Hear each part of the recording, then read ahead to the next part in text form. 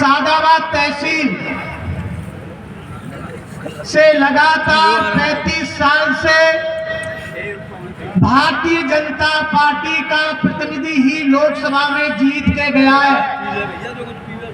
91 से लेकर अब 2024 तक मात्र 2004 में एक गठबंधन के प्रत्याशी एसपी सिंह बघेल को छोड़ दें तो लगातार 35 साल से लोकसभा चुनाव में भारतीय जनता पार्टी का कैंडिडेट इस सादाबाद की जनता ने जिता के भेजा है। लेकिन बात कट सत्य भी है और ये दुर्भाग्य भी है कि जितने भी प्रत्याशी जीत के गए वो सब सादाबाद से बाहर के ही लोग जीत के गए। विकास के नाम पर भी सादाबाद थोड़ा अछूता रहा। लेकिन अनूप प्रधान जी, आपको शायद पता नहीं है, ये पहले प्रधानी से राजनीति इन्होंने शुरू की। ये ग्राम पंचायत से लेके जिला पंचायत से लेके उत्तर प्रदेश की पंचायत से लेके अब देश की बड़ी पंचायत में जाने का इनको सौभाग्य मिल रहा है। ये किसान के बेटे हैं। हमें और मेरे सामने बैठे हुए जमीन पे और कुर्सी पे बैठे हैं किसान और मजदूर ये चाहते हैं कि अनूप जी यहां से जीत के जाए तो यहाँ के मजदूर की, किसान की और बेरोजगार की आवाज लोकसभा में बैठ के बुलंद करें। साथियों, हम उस परिवार से हैं स्वर्गीय चौधरी चरण सिंह जी से, जिन्होंने गीता में सबसे प्रमुख, गीता में भगवान कृष्ण ने कहा था, उसी तरीके से चौधरी चरण सिंह ने इस देश की अर्थव्यवस्था के लिए एक मूल मंत्र दिया था। चौधरी चरण सिंह, भारत रत्न चौधरी चरण सिंह, उन्होंने कहा था कि देश की खुशहाली का रास्ता खेत और खलिहान से होकर गुजरता है। उन्होंने बात ऐसे ही नहीं कही, सिर्फ ये किताब में पढ़ने वाली बात नहीं है, बल्कि इसका मूल तत्व ये है कि देश के गांव के खलिहान में, गांव में रहने वाला वो हर तबका, चाहे वो मजदूर हो, चाहे किसान हो, चाहे शहर में बैठा छोटा व्यापारी हो, वो सारे खुशहाल हो।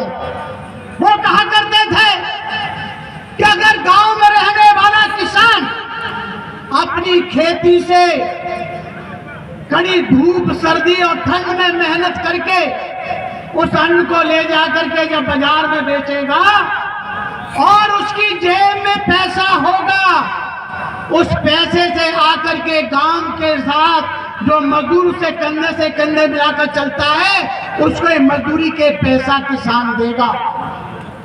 जब किसान की जेब में पैसा होगा, मजदूर की जेब में पैसा होगा, तो वो दोनों समीप के बाजार जैसे सादाबाद में वो जाएंगे, अपने बच्चों के लिए किताब खरीदेंगे, साइकिल खरीदेंगे, कपड़े खरीदेंगे, किताब खरीदेंगे, रोजमर्रा की वस्तुएं खरीदेंगे।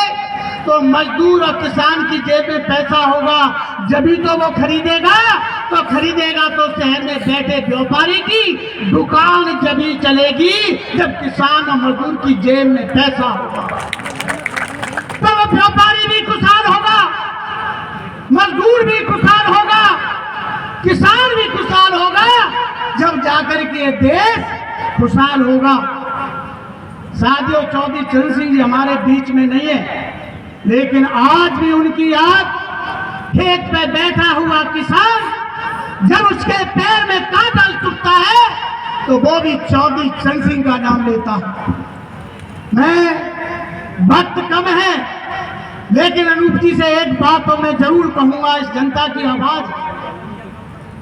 अनूप जी, आप लोकसभा में तो पहुंच गए, लेकिन आपको इस भोले किसान और मजदूर की बात आपको उठानी है।